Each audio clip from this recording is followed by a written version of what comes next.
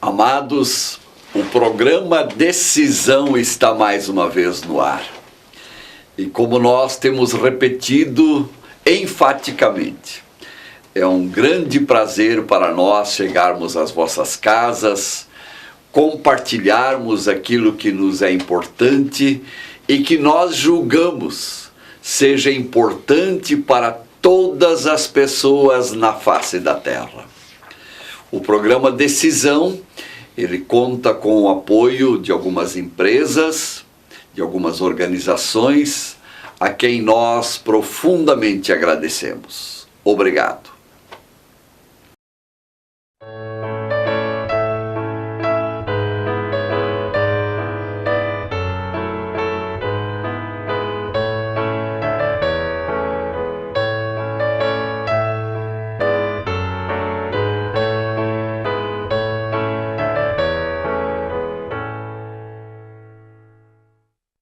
O programa Decisão é um programa da Comunidade Evangélica de Porto Alegre. A Comunidade Evangélica de Porto Alegre está ligada à Igreja Evangélica de Confissão Luterana no Brasil. Somos, portanto, uma igreja histórica, uma igreja que volta aos tempos apostólicos, uma igreja que nasceu pelo coração e pelo mandato do próprio Senhor Jesus Cristo, é fruto da ação do Espírito Santo. E dizemos isto não para badalar-nos como instituição, mas para dizer qual é a nossa origem, qual é a nossa fonte, qual é a nossa gênese e de onde é que nós buscamos o nosso compromisso. De onde nós buscamos mais do que o compromisso, a nossa vocação, o nosso chamado e nos entendemos enviados para compartilhar aquilo que recebemos do próprio Senhor da Igreja Jesus Cristo. O programa Decisão é um programa altamente artesanal. Artesanal no sentido de que ele quer ser conversacional, ele quer ser um diálogo, ele quer ser um programa que adentra as casas, onde nós nos sentimos e vocês se sentem como alguém que está na casa de vocês literalmente, conversando, falando sobre os essenciais da vida. Por isso que eu digo, é um programa artesanal. Nós nos alegramos muito que mais uma vez podemos estar aqui, que mais uma vez podemos estar na casa de vocês. E sendo que nós ainda estamos numa época especial do calendário eclesiástico, a gente podia dizer também do calendário litúrgico, o calendário que nos aponta em algumas direções, eu quero compartilhar com vocês uma ou outra palavra bíblica. E a primeira palavra bíblica que eu compartilho é de Marcos, o evangelista Marcos, no capítulo 8, o versículo 31. 8:31 do Evangelho de Marcos. Então começou ele refere-se a Jesus, a ensinar-lhes que era necessário que o Filho do Homem sofresse muitas coisas, fosse rejeitado pelos anciãos, pelos principais sacerdotes e pelos escribas, fosse morto e que depois de 3 dias ressuscitasse. Ouçam o que está escrito em Marcos agora 9:31. Porque Jesus ensinava os seus discípulos e lhes dizia: o Filho do Homem será entregue na mão dos homens e o matarão, mas 3 dias depois da sua morte ressuscitará. E agora 10, 10:34, se não me falha a memória. 10:34, exatamente. Hão de escarnecê-lo. Escarnecer significa zombar, ridicularizar, tirar da presença dele toda a dignidade e imputar a ele o desprezo. Hão de escarnecê-lo, cuspir nele, açoitá-lo e matá-lo, mas depois de 3 dias ressuscitará. Meus queridos, estas 3 palavras bíblicas que eu acabo de ler foram ditas pelo Senhor Jesus. Foram ditas por aquele que é o personagem central destes versículos bíblicos. E Jesus profeticamente diz, e Marcos registra, qual seria o seu fim. Ele fala da cruz, mas ele fala também da ressurreição. Eu disse antes, nós ainda estamos no tempo litúrgico que chamamos de tempo da Páscoa. Tempo da Páscoa é tempo de gritarmos aos 4 ventos, aos quadrantes do mundo, por toda a terra e por todos os céus. Jesus fala de um fato que iria acontecer e que pós-Páscoa nós reconhecemos, aconteceu de fato, Jesus ressuscitou.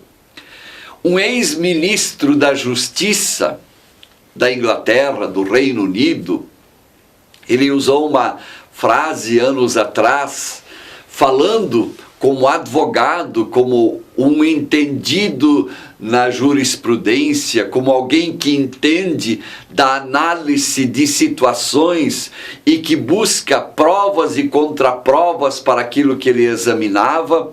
Ele disse mais ou menos assim: quanto à ressurreição de Jesus, poucos fatos históricos foram tão bem comprovados quanto o da ressurreição. A ressurreição, diz este jurista, diz este advogado, ex-ministro da Justiça, logo um personagem do alto gabarito do Reino Unido, que quanto à ressurreição, as evidências são muito, muito poderosas e eloquentes. Sim, meus amados, estamos ainda no tempo da Páscoa. Os chocolates na casa de vocês, quem sabe, já terminaram há algumas semanas. As crianças costumam receber o seu ninho pascal e o devoram nas primeiras horas. As consequências digestivas e estomacais são por demais conhecidas por todos nós. Os amendoins e tudo mais, os marzipãs que nós ganhamos e recebemos já se foram. Mas eu espero que, inversamente proporcional a isto, esteja presente a mensagem central da Páscoa, que é a ressurreição de Jesus. Se aquilo que nós tanto valorizamos já se foi, o chocolate, o ovinho, o amendoim, o marzipan e tudo mais que vocês conhecem, a mensagem da ressurreição, esta não pode esvair-se, esta não pode desaparecer como as nuvens dos céus, como o orvalho da manhã, como qualquer mensagem que chega à nossa casa através de todo e qualquer expediente. A mensagem da ressurreição precisa chegar a nós, grudar na nossa alma, tatuar a nossa interioridade e permanecer conosco, porque ela é altamente decisiva. Ela é altamente decisiva para o nosso viver nos dias de hoje. Com isso eu digo, estamos na época de falar de ressurreição. Não de ressurreição como uma simples festa de antanho, como uma simples festa de antigamente, como uma simples festa que aconteceu há 2000 anos atrás. Mas a ressurreição como um marco divisório da existência humana. Um homem que não é atingido, uma mulher que não é atingida hoje pelos efeitos da ressurreição concretamente na sua vida e no seu dia a dia, vive um determinado padrão de vida. Eu diria, vive um padrão de morte. Mas uma mulher, um homem que já foi atingido pela ressurreição e olha para a ressurreição muito mais do que uma festa do passado, muito mais do que um evento histórico do passado, mas como algo que hoje ainda lhe traz bênçãos inimagináveis, certamente vive o padrão da vida. E não só o padrão da vida que se restringe ao mundo do bios, ao mundo da biologia, ao mundo da matéria, ao mundo do físico, mas vida que vai por toda a eternidade. Nós já falamos na última semana de algumas consequências da ressurreição. Hoje eu quero voltar a essa temática, alguns presentes que acompanham a ressurreição. E eu quero trazer mais alguns pontos acrescidos àqueles que nós já mencionamos. O primeiro que eu quero hoje trazer à consideração de vocês, que eu quero rogar, por favor, pensem sobre ele, meditem sobre ele, gravem este ponto nos vossos corações. Primeiro ponto que eu destaco hoje, portanto, a ressurreição de Jesus, há 2000 anos atrás, dá o início à mensagem mais retumbante que há na face da terra. Dá início àquilo que nós chamamos do Evangelho, Euangelium, a boa notícia, a notícia há tanto tempo aguardada. Aconteceu um tsunami lá no Jardim do Éden. Aconteceu uma catástrofe lá no Jardim do Éden. Aconteceu um terremoto, um vulcão irrompeu, um tsunami invadiu a terra.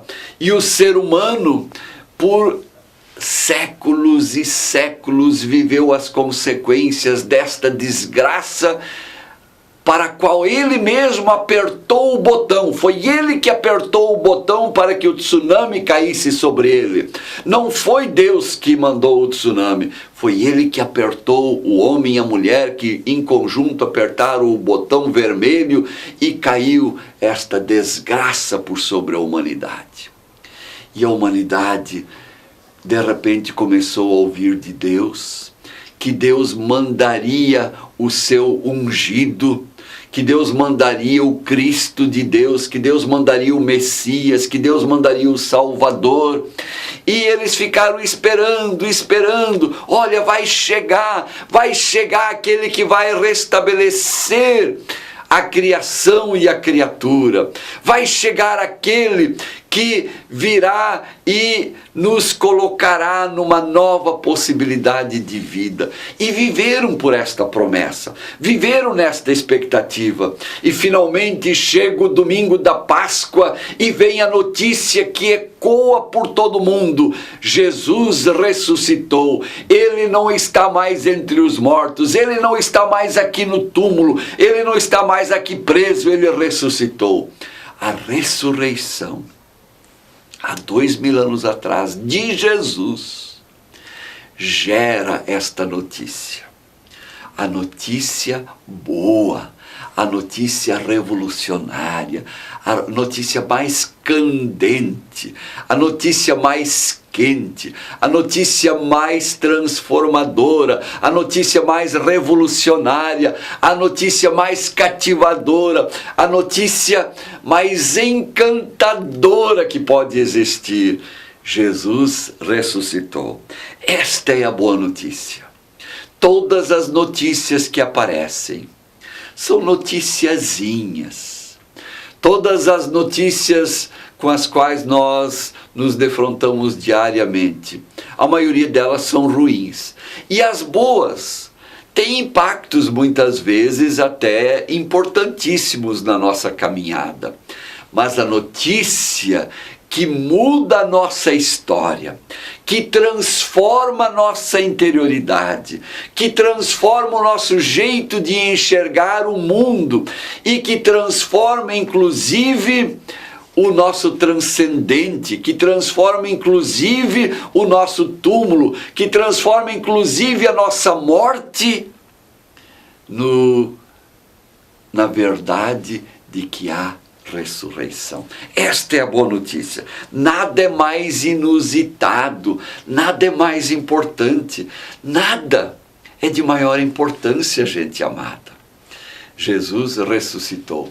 A ressurreição dele gera a boa notícia, gera o Evangelho, gera o que transforma. O Evangelho nós o encontramos em 4 formas distintas nas Escrituras Sagradas. Precisamos conhecê-lo. E nós queremos convidar a vocês, telespectadores, para que vocês conheçam deste Evangelho. Para que vocês se defrontem com a mensagem transformadora. Para que vocês se deixem tocar pela mensagem libertadora. Jesus ressuscitou. Ele não está mais aqui.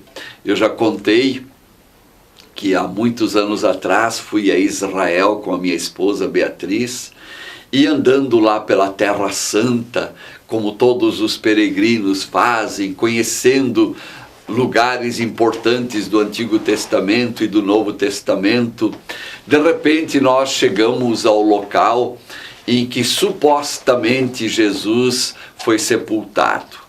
Há 2 tradições distintas. A tradição da Igreja Católica, que fala que Jesus foi sepultado no centro de Jerusalém Antiga, e a tradição mais do mundo evangélico, que diz que ele foi sepultado nas cercanias da cidade de Jerusalém Antiga. E há evidências antropológicas e sociológicas que de fato dizem que ninguém era sepultado dentro das 4 paredes da cidade. E nós fomos aos 2 locais. E quando chegamos no local que era num morrozinho, uma caverna esculpida na pedra, diante daquela portazinha que a gente tinha que se curvar, e vocês sabem, não sou tão baixinho assim, entrei lá no suposto túmulo de Jesus, que pertencia a um amigo que secretamente nele confiava, o José de Arimateia. E lá dentro do túmulo, uma frase: ele não está aqui, ressuscitou como havia dito. Que mensagem, que boa nova! Isto é o Evangelho puro. Jesus não está mais no mundo dos mortos. Pense nisto, uma música especial e já voltaremos. Nos aguardem.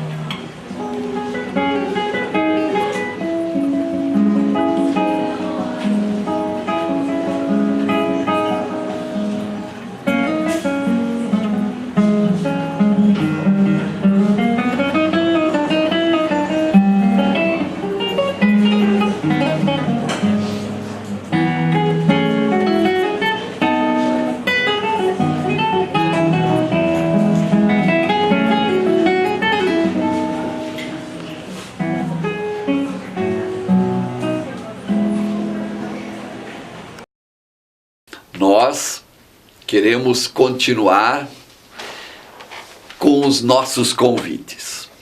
Nós já nas últimas semanas aproveitamos o programa Decisão para convidar os nossos queridos, com quem nós estamos habitualmente, a fazerem a experiência de participarem de um culto da comunidade evangélica de Porto Alegre. A comunidade evangélica de Porto Alegre está no município de Porto Alegre, está em Viamão e está em Alvorada. Se vocês não participam, nunca participaram de um dos nossos cultos, queremos convidá-los para que o façam. São muitos cultos que acontecem no mundo da Igreja Evangélica de Confissão Luterana no Brasil. Nós pensamos, por exemplo, na nossa igreja mais antiga de Porto Alegre, cujo prédio não é antigo, mas o local nos remete a 1800 e pouco, no centro de Porto Alegre. Temos o que chamamos de paróquia matriz, na Rua Senhor dos Passos. Há não só um culto semanal, há cultos durante a semana, em horários distintos que favorecem aqueles que trabalham no centro, que vivem no centro, que estão passando pelo centro. Mas há cultos em outros bairros, há cultos por toda a cidade, há cultos em Alvorada e Viamão. Tentem conhecer. Se vocês não sabem onde é que tem uma igreja evangélica de confissão luterana, telefonem para nós, na paróquia São Mateus. Nós estamos na Zona Sul, no bairro Tristeza, de frente à Praça da Tristeza. De um lado vocês encontrarão a Igreja Católica e do outro lado da praça estamos nós, mais próximos ao rio, ao Guaíba. Telefonem para nós, 3268-1212. A nossa secretária Gislaine, com toda alegria, perguntará a vocês aonde que o senhor gostaria de saber que está a nossa igreja. Eu gostaria de saber no bairro Lindóia. A Gislaine vai dizer o telefone da igreja no bairro Lindóia tal e tal, o endereço é tal e tal, e mais outras coisas que vocês desejarem saber. Entre em contato conosco. Descubra os horários dos nossos cultos, nos visitem para que nós possamos compartilhar com vocês mais sobre a boa notícia transformadora e libertadora que se chama Jesus.